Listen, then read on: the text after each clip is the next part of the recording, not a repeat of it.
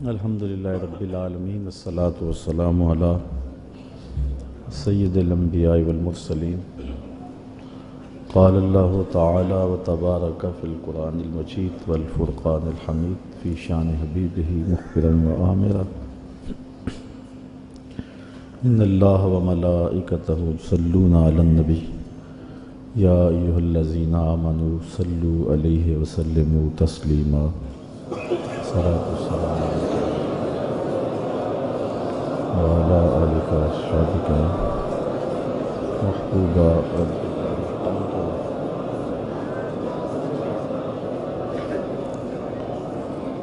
حمد و ثنا کے بعد عالی مرتبت علماء کرام، مبلغین، سامعین، سامعات، السلام علیکم ورحمۃ اللہ وبرکاتہ۔ آج 10 محرم الحرام ہے اور یہ دن حضرت امام حسین رضی اللہ تعالی عنہ کی یادیں لے کر طلوع ہوتا ہے۔ ویسے تو ہر دن امام حسین کا دن ہے، لیکن 10 محرم الحرام کو ایک خاص نسبت ہے ان سے۔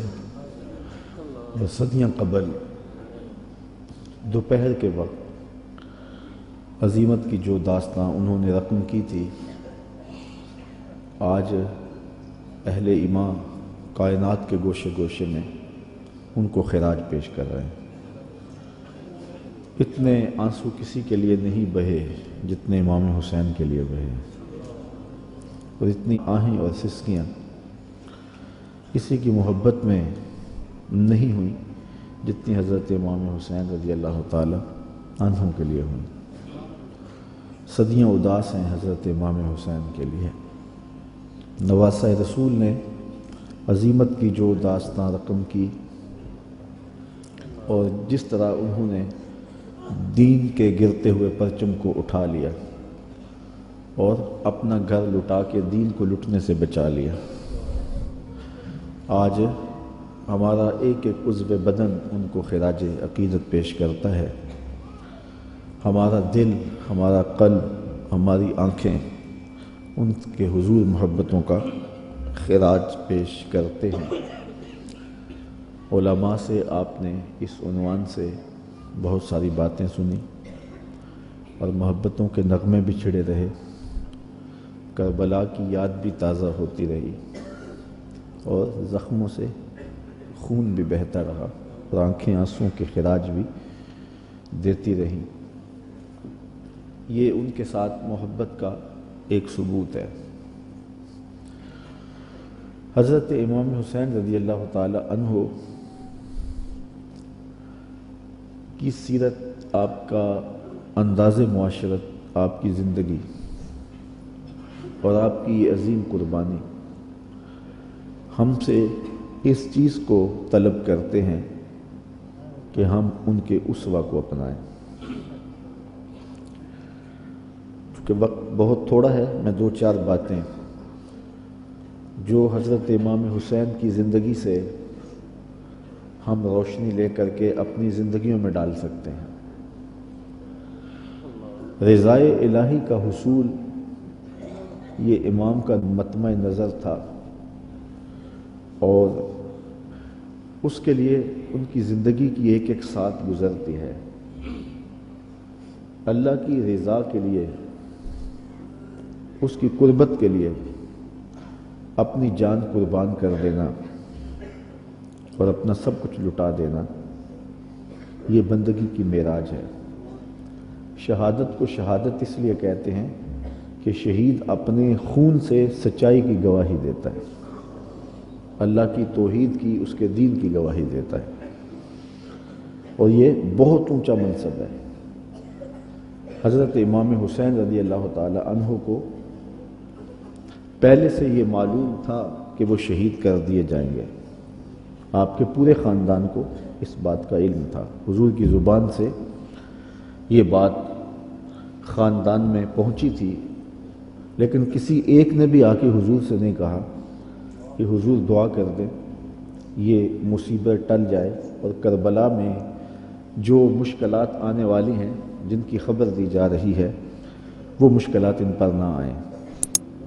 آپ تاریخ پڑھ لیں، یہ نہ حضرت سیدہ فاطمہ نے کہا ہے، نہ مولا کائنات نے آ کے عرض کی ہے، نہ خود امام حسین رضی اللہ تعالی عنہ نے حضور کی بارگاہ میں کہا ہے، نہ حضور نے کہا ہے کہ مالک حسین سے شہادت ٹال دے، بلکہ حضور کے ہاتھ اٹھتے ہیں تو دعا یہ نکلتی ہے، اللہم آت الحسین صبرا و اجرا، اے اللہ میرے بیٹے حسین کو صبر بھی بخش دے، اجر بھی بخش دے۔ تو حضور نے کیوں کہنا تھا کہ میرے بیٹے کو شہادت نہ ملے؟ وہ تو اس امتحان کے لیے تیار کر رہے تھے۔ استاد جب شاگرد کو پڑھاتا ہے، محنت کراتا ہے، تو وہ یہ کبھی نہیں چاہتا کہ میں نے جو اس کو محنت کروائی ہے اس کے امتحان نہ ہو۔ وہ کہتا ہے یہ امتحان گاہ میں جائے، زمانے کو پتہ چلے کسی استاد نے پڑھایا تھا۔ تو حضور حضرت امام حسین کے لیے دعا مانگ رہے ہیں کہ مالک اسے صبر بھی دے، اجر بھی دے۔ جب کربلا میں حسین پیاس کاٹے تو پھر بھی ان کی زبان پر شکایت کا لفظ نہ آئے تو لوگ کہیں واقعی پیغمبر کی زبان چوسی تھی۔ حضرت امام حسین واقعی حضور کے کندھوں پہ کھیلے تھے، حضور نے ایسے ہی اپنا بیٹا قرار نہیں دیا تھا۔ اور یہ صبر کا امتحان تھا جو حضرت امام حسین رضی اللہ تعالیٰ عنہ نے دیا، ورنہ اگر یہ چاہتے تو فرات چھلک کے آپ کے قدموں میں آ کے سلامی نہ کرتے۔ یہ تو حوض کوثر کے وارث کے نواسے ہیں، ایڑیاں رگڑتے تو چشمے نہ پھوٹتے۔ یہ تو رب کی تقدیر کو مانے بیٹھے تھے، یہ تو اس امتحان میں کامیابی کے لیے دعا گو تھے کہ مالک ہمیں استقامت نصیب کرو۔ امام زہری کہتے ہیں کہ جب مروان کے زمانے میں حضرت امام زین العابدین کو دوبارہ گرفتار کیا گیا اور بیڑیاں پہنائی گئی، سب سے زیادہ دکھ حضرت امام زین العابدین نے دیکھے، کھلی آنکھوں سے یہ منظر کربلا کا سارا انہوں نے دیکھا ہے۔ کہتے ہیں واقعہ کربلا کے بعد امام زین العابدین کبھی بھی ہنسے نہیں تھے اور کبھی ٹھنڈا پانی بھی نہیں پیا تھا۔ شاید پانی پینے لگتے ہوں گے تو سکینہ کی پیاس یاد آتی ہوگی۔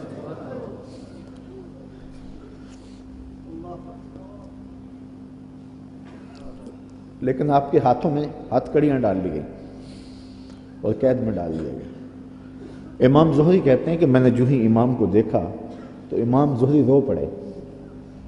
امام زین العابدین نے کہا زہری رو کیوں رہے ہو؟ میں نے کہا حضرت آپ کے ان ہاتھوں میں ہتھ کڑیاں ہیں، پیغمبر زادے ہو، دنیا کو دین دیا ہے، اور آج آپ کے ہاتھ میں ہتھ کڑیاں ہیں۔ بے مروت بے وفا تیرا بھی کیا افسانہ ہے، جس نے اپنی ہی شمع کو گل کیا تو وہ پروانہ ہے۔ تو کہا یہ لوگ کتنے ظالم ہیں جنہوں نے آپ کے ہاتھوں میں ہتھ کڑیاں ڈالی۔ اور امام زہری کا دل پھٹتا جا رہا ہے۔ امام زین العابدین فرمانے لگے زہری پریشان ہونے کی ضرورت نہیں، ہم تو اس کی تقدیر کے اوپر راضی ہیں، ورنہ یہ زنجیریں کیا ہیں، آپ نے جھٹکا دیا زنجیریں ٹوٹ گئیں۔ کہا یہ ہمارے لیے نہیں ہے۔ تو یہ کربلا کی مشکلیں ٹل جاتی اگر حضرت امام چاہتے، لیکن انہوں نے تو مشکل کو سہ کے اور قربانیاں دے کے عظیمت کی داستان رقم کرنی تھی، اور وہ زمانے نے دیکھا۔ تو حضرت امام حسین رضی اللہ تعالی عنہ کی سیرت سے یہ چیز سیکھی جا سکتی ہے کہ ہم اپنے آپ کو قربانی کے لیے تیار کریں اور اپنے فکر کی، اپنی سوچ کی پرورش اس طرح کریں کہ کبھی مشکل وقت میں کھڑا ہونے کا مرحلہ آ پہنچے تو پھر ہمارے قدم ڈگمگائے نہ، پھر ہمارے پاؤں میں لرزش نہ آ جائے، ہمارے زوردار نعرے اور ہمارے پرجوش خطاب، ہماری خطابت کے تن تنے اور ہمارے فلسفے وہاں دم نہ توڑ جائیں جہاں کھڑے ہونے کا وقت تھا، یہ ناداں سجدے میں گر گئے جب وقت قیام آیا۔ تو ہم نے اپنی پرورش حضرت امام حسین رضی اللہ تعالی عنہ کی اس فکر کی روشنی میں کرنی ہے، تاکہ اگر کوئی ایسا وقت آن پہنچے تو پھر ہمارے قدم اکھڑنے نہ پائیں۔ حضرت امام حسین رضی اللہ تعالی عنہ نے یزید کی بیعت سے انکار کیا، اور اس میں ہمارے لیے سیکھنے کی یہ بات ہے کہ ہم کبھی بھی کسی ظالم کے ہاتھ پہ بیعت نہ کریں۔ یہ جو مصلی کی امامت ہے، میں اپنے اس جملوں پہ آپ کی توجہ چاہوں گا۔ یہ جو مصلی کی امامت ہے، یہ امامت صغرا ہے، چھوٹی امامت ہے، اور یہ تخت و تاج کی امامت جو ہے یہ امامت کبریٰ ہے، بڑی امامت ہے۔ ہم چھوٹی امامت کے بارے میں تو اتنے حساس ہیں کہ اگر کسی کے پاؤں کی انگلیاں بھی اٹھ جائیں تو ہم اس کے پیچھے کہتے نماز نہیں ہوگی۔ اگر کسی شخص کی داڑھی کا سائز چھوٹا ہو تو ہم اس پہ احتیاط کرتے ہیں کہ اس کے پیچھے نماز واجب الاعادہ ہے۔ تو یہاں تو داڑھی کا سائز اور انگلیوں کا لگنا اور اٹھنا بھی دیکھتے ہیں کہ نماز ہے، تو امامت صغرا میں ہماری یہ احتیاط ہے، اور جہاں امامت کبریٰ کا معاملہ آئے وہاں آنکھیں بند کر کے بیٹھ جائیں۔ تو ہمیں سوچنا ہوگا، حضرت امام حسین رضی اللہ تعالی عنہ نے فرمایا تھا وَمِثْلُنَا لَا يُبَايُعُ، یہ نہیں کہا تھا کہ میں یزید کی بیعت نہیں کرتا، کہا میرے جیسا شخص یزید کی بیعت کر کیسے سکتا ہے۔ یزید فاسق مولن تھا، یزید شراب پیتا تھا، مسلمانوں کا قاتل تھا، فاجر تھا، اور امام حسین رضی اللہ تعالی عنہ کی پرورش آغوش نبوت میں ہوئی تھی۔ تو یزید کے ناپاک ہاتھ میں امام کا ہاتھ کیسے آ سکتا تھا؟ اور ابھی حضرت کہہ رہے تھے کہ لوگ سر بچانے کے لیے ہاتھ دے دیتے ہیں، اور امام نے ہاتھ بچانے کے لیے سر دے دیا۔ اور تاریخ کربلا کی پڑھیں، آپ کو نیزوں کے اوپر سر نظر آئیں گے، آپ کو گھوڑوں کی ٹاپوں پہ روندے جانے والے لاشوں کا تذکرہ ملے گا، لیکن امام کے ہاتھوں کا ذکر آپ کو کہیں نہیں ملے گا۔ امام کا سر نیزے کی نوک پہ تھا، لاشیں گھوڑوں نے رون دیے، امام کے ہاتھ کدھر گئے؟ شاید قدرت نے اٹھا لیے ہوں کہ کوئی یزیدی امام کا کٹا ہوا ہاتھ نہ اٹھا لے، اور پھر یزید اس ہاتھ کو اپنے ہاتھ میں ڈال کر کے کہے چلو اس طرح ہی صحیح، امام کا ہاتھ تو میرے ہاتھ میں آ گیا۔ امام کی عظمت کا پہرا رب نے دیا، اور ان کی آبرو کا پہرا رب نے دیا۔ امام حسین کا کٹا ہوا ہاتھ بھی یزید کے ہاتھ میں نہیں آیا۔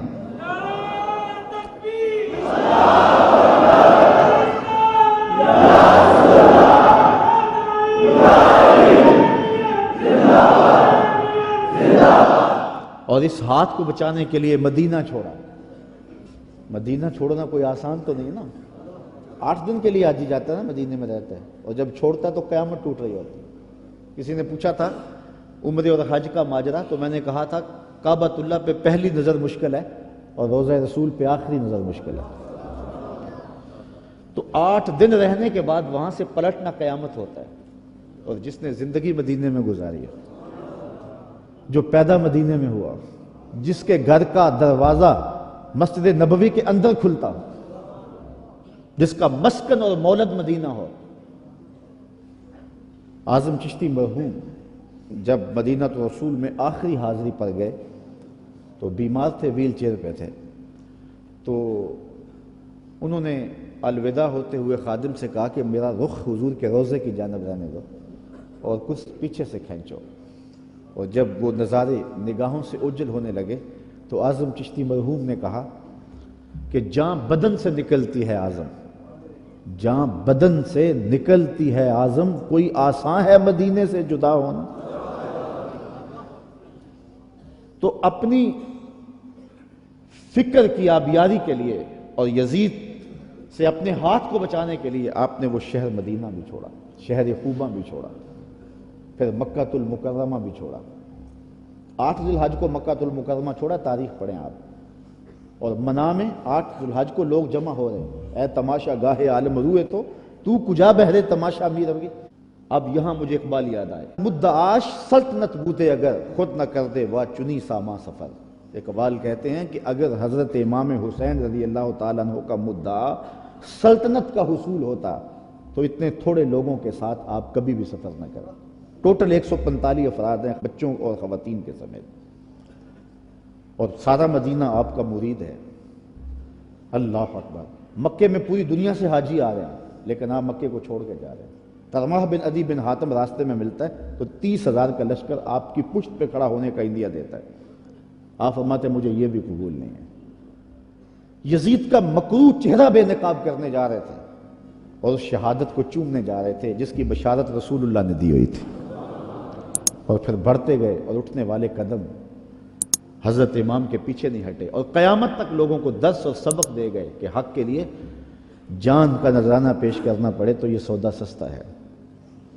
آج دین کی قدریں پامال ہوں اور ہم ڈھب سے بات بھی نہ کر سکیں تو میں پوچھتا ہوں کیا حجرہ فاطمہ سے بڑی بھی کوئی خانقاہ ہو سکتی ہے؟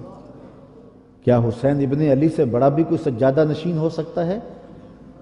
تو جب انہوں نے حق کے لیے اپنا سب کچھ لٹا دیا تو مجھے اور آپ کو اپنی زندگی کی ایک ایک ساتھ کو دین کے لیے پیش کر دینا ہوگا۔ حضرت امام حسین سے سیکھا جا سکتا ہے صبر اور استقامت کا سلیقہ کہ انہوں نے کس طرح صبر کا امتحان دیا۔ 57-58 سال کی عمر کا شخص ہو اور اس کو یہاں سے چل کے باہر وضو خانوں تک 3 سے 4 مرتبہ جانا پڑے تو سانس پھول جائے گی، اور حضرت امام حسین ایک بار نہیں گئے، 71 بار لاشیں لینے گئے، 71 مرتبہ لاشیں لینے گئے ہیں، اور لاشیں بھی بیگانوں کی نہیں ہیں، اپنے بیٹوں کی۔ جوان بیٹے کی لاش اٹھانا تماشا لبے بام نہیں ہے۔ کسی کا جوان بیٹا فوت ہو جائے، سارے گھر والے دلاسا دے رہے ہوتے ہیں تو باپ اور ماں سنبھلتے نہیں ہیں۔ ایسے مناظر آپ روز دیکھتے ہیں۔ جنازہ اٹھتا ہے تو 10 آدمی تھام کے لے جا رہے ہوتے ہیں، یہ کون ہے؟ کہا اسی کے جوان کی لاش جا رہی ہے۔ جوان بیٹے کی لاش ہو، 10 آدمی سنبھالا دے رہے ہوں اور باپ پھر بھی نہیں سنبھلتا، موت بھی تبھی ہوتی ہے۔ میں سلام پیش نہ کروں اس حسین پر جو جوان علی اکبر کی لاش کو کندھوں پہ اٹھا کے خیموں تک لاتا ہے اور پھر بھی ہاتھ اٹھا کے کہتا ہے مالک حسین کی یہ قربانی بھی قبول فرما۔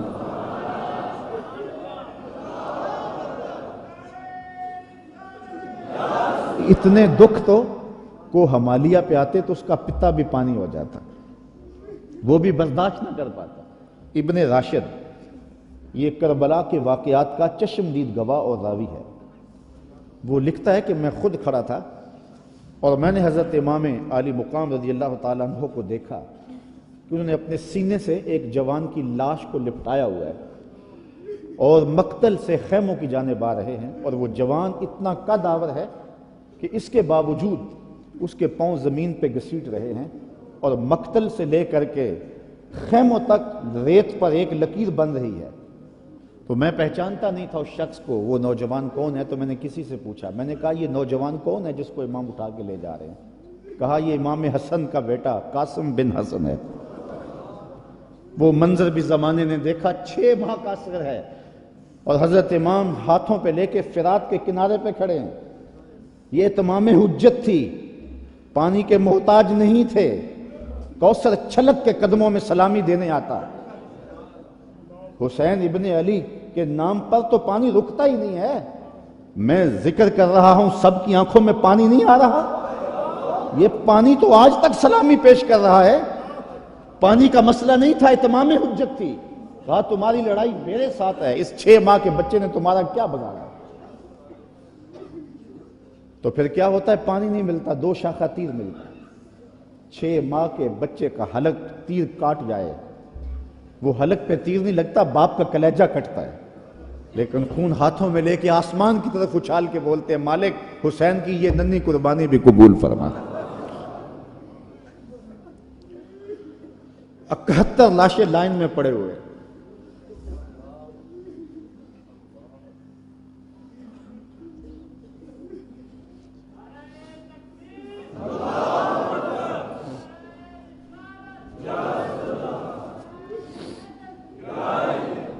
یزیدیوں کی صفاقی، ان کا ظلم اور بربریت ان کے تیور نظر آ رہے ہیں، اور خیمے کے اندر پردادار سادات بیٹھی، رسول اللہ کی شہزادیاں بیٹھی،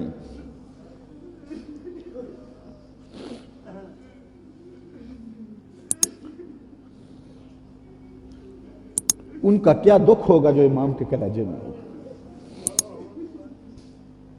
اور وہ شہزادیاں یہ ہیں کہ کسی کا باہر بیٹا لیٹا ہوا ہے، ان کے بھتیجے اور بھانجے باہر لیٹے ہوئے، ان کو تلقین کرتے ہیں کہ صبر کا دامن نہیں چھوڑنا،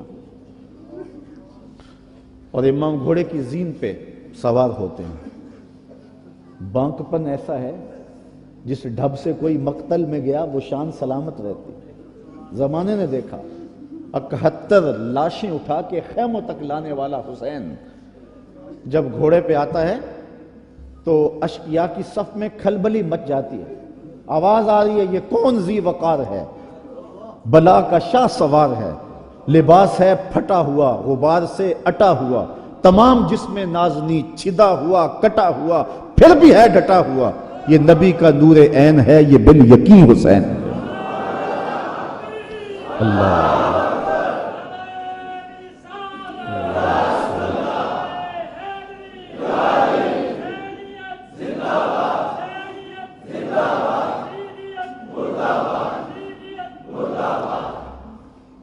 حضرت امام حسین نے صبر کی جو انوکھی داستان رقم کی ہے، کائنات میں اس کی کوئی مثال نہیں ملے گی آپ کو۔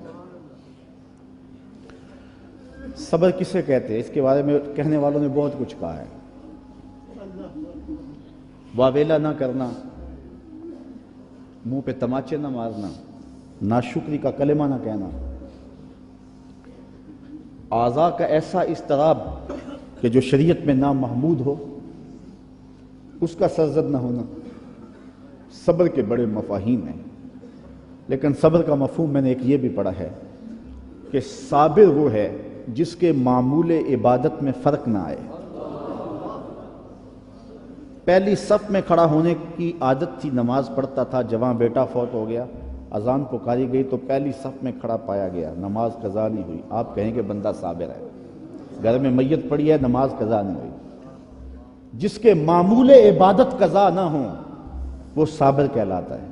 صبح اٹھ کے قرآن پڑھنے کی عادت تھی، گھر میں میت پڑی ہے، چلو دوپہر کو تدفین ہونی ہے، نماز پڑھی تو تلاوت آج بھی چھوڑی نہیں ہے، ہم کہیں کہ بندہ صابر ہے۔ اگر صبر کی یہ تعریف ہے کہ معمول عبادت قضا نہ ہو تو صابر کہلاتا ہے، تو پھر اس تعریف کے آئینے میں امام حسین کو دیکھو، 71 لاشیں پڑی ہیں، اپنا بدن زخموں سے چور ہے۔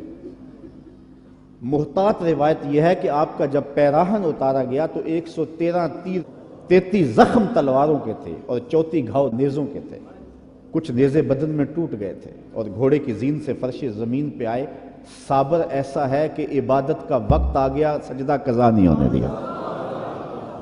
ایسا صابر ہے کہ سجدہ قضا نہیں ہونے دیا، آتے ہی پیشانی سجدے میں رکھ لی، اللہم رضن بقضائک وصبرن علی بلائک تسلیما لامرک، اے اللہ سب کچھ کٹا کے، اور بچوں کی لاشیں پڑی ہیں، حسین کے لخت لخت سے خون بہ رہا ہے، لیکن حسین پھر بھی حاضر ہو گیا تیرے امر کو تسلیم کرتے ہوئے اور آنے والی مشکلوں پر صبر کرتے ہوئے، اور حسین تیرے حکم پہ راضی ہے، تو بھی بتا تو بھی حسین پہ راضی ہوا ہے یا کہ نہیں ہوا؟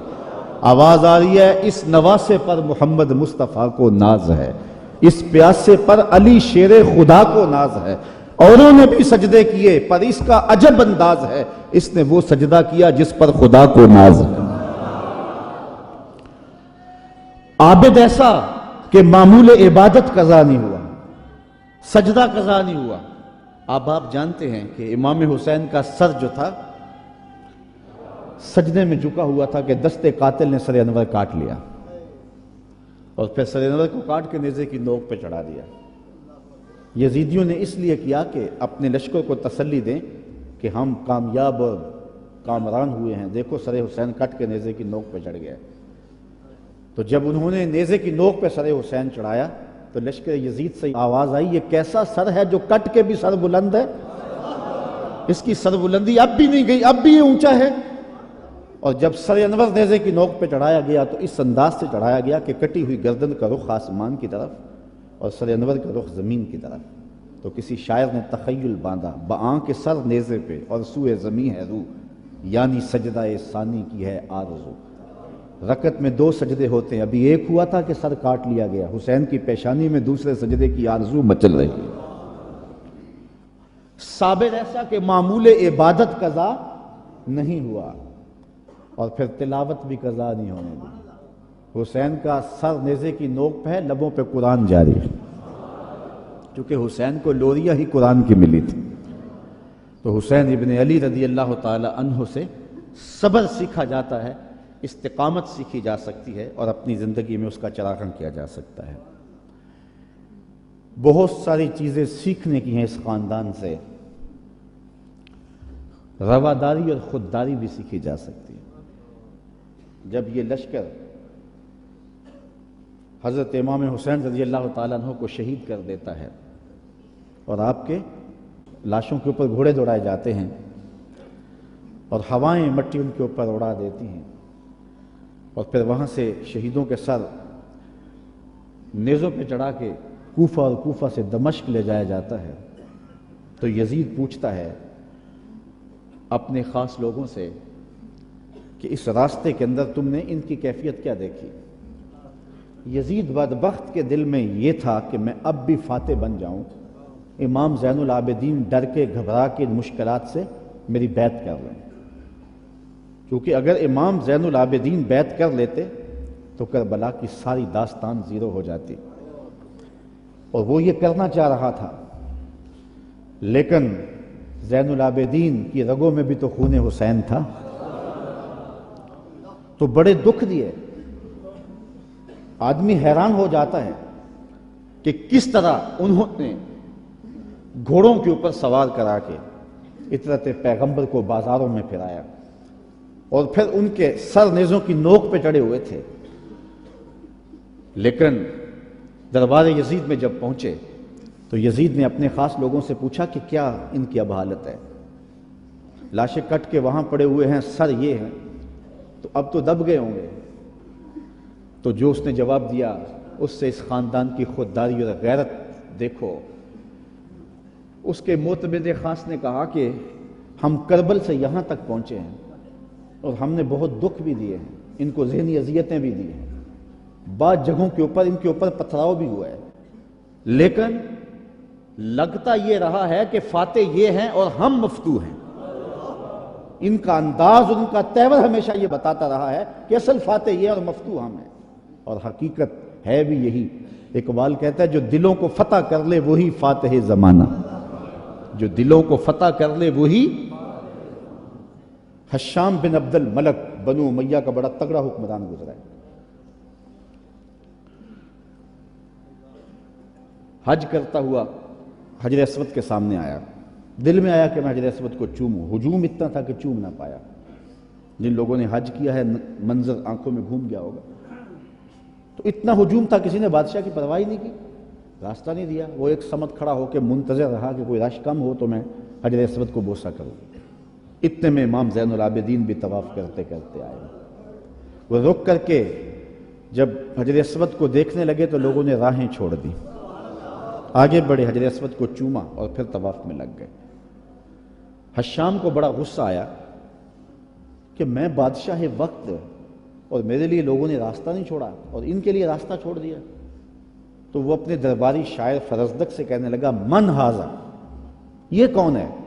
حالانکہ وہ جانتا تھا یہ امام زین العابدین، لیکن اس نے تحقیر کرنے کے لیے تجاہل عارفانہ برتتے ہوئے کہا من ھذا، اے کون ہے؟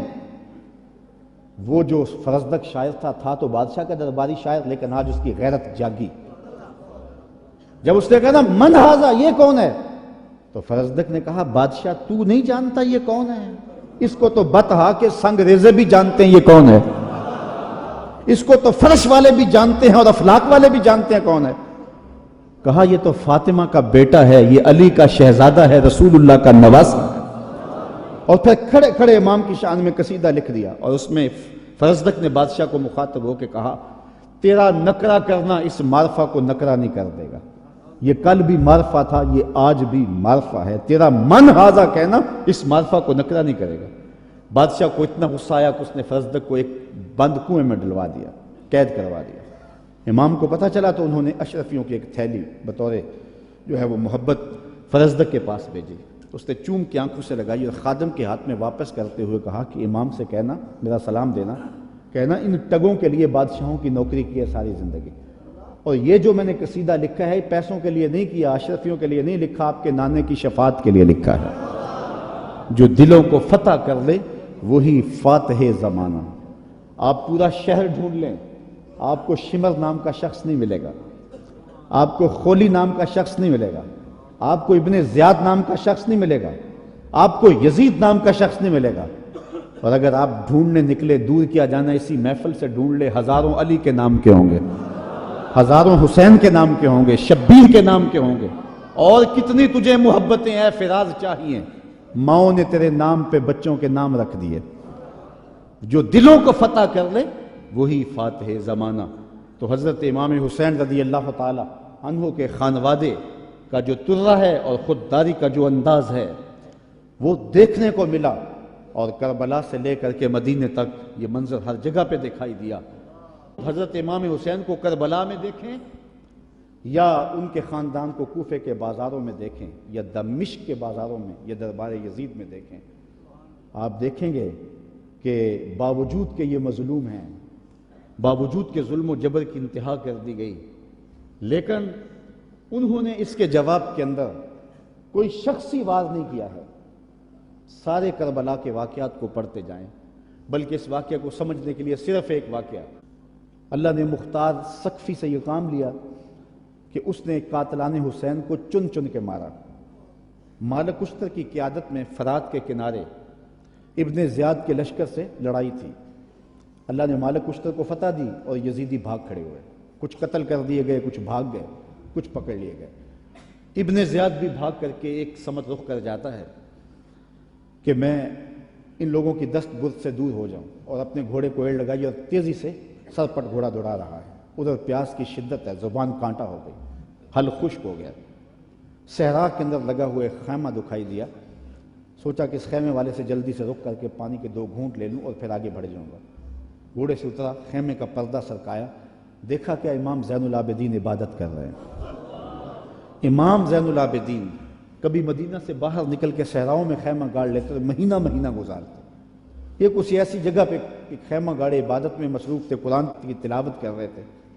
اس نے سرکایا پردہ تو دیکھا امام ہے، غیرت ہوتی تو ایک پانی کا گھونٹ بھی نہ مانگتا، لیکن مرتا تھا کیا کرتا۔ اس نے کہا حضرت مجھے پانی دیجیے۔ امام نے نظر اٹھا کے دیکھا، پھر دونوں ہاتھوں سے پیالہ بھرا اور ابن زیاد کو دیا۔ اس نے پانی پیا، پیاس زیادہ تھی، کہا حضرت اور دیجیے۔ آپ نے پھر دیا، اس نے پھر مانگا، آپ نے پھر دیا۔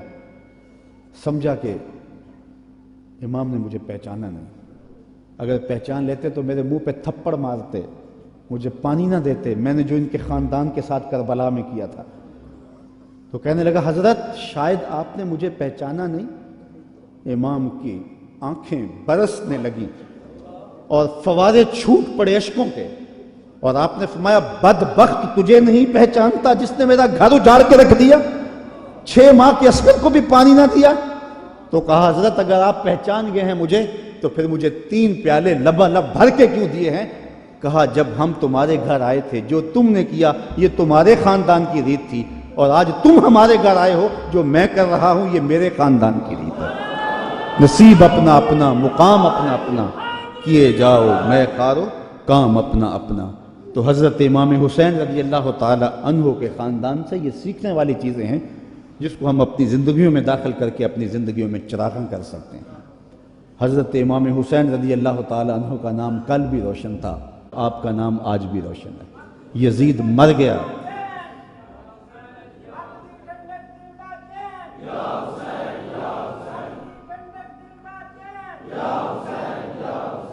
سارا دن بھی ہم نعرے لگاتے رہیں، یہ ایسا نام ہے کہ ہر لمحہ اندر ٹھنڈ اترتی رہتی ہے۔ میں کہتا ہوں آج کوئی ہے جو یزید کا نام لیتا؟